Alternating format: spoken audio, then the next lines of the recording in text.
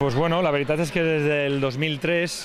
prengueren la iniciativa de muntar l'Esport Jove Municipal, les escoles deportives municipals que així no havien existit. És una iniciativa, com s'ha dit, pionera a la comarca i bueno, de lo que es tractava un poc és de treure-li tot el suc a les instal·lacions. Entre la Generalitat, la Diputació i l'Ajuntament han fet un esforç inversor molt important en unes instal·lacions capdavanteres. Jo penso que estan al màxim nivell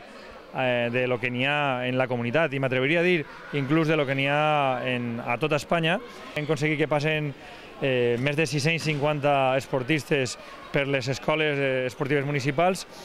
i el més important de tot, hem aconseguit que hi hagin títols que al final és el que es persegueix quan se treballen esportistes des d'una edat tan incipient.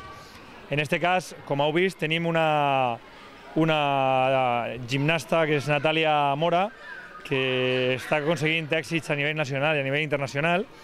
Tenim dos karateques també que estan en la selecció nacional, a banda d'una muntonada de karateques en la selecció autonòmica de karate. I en altres modalitats esportives, la veritat és que també tenim campions, gent que destaca en atletisme, les nostres xiques de l'esport jove, tant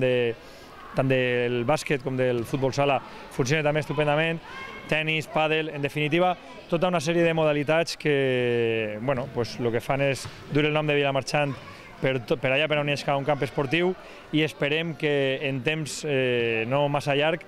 tornem a tindre un altre Raül Albiol, una persona que du el nom de Vilamarxant i el nom de l'esport de Vilamarxant per tota Europa i per tot el món.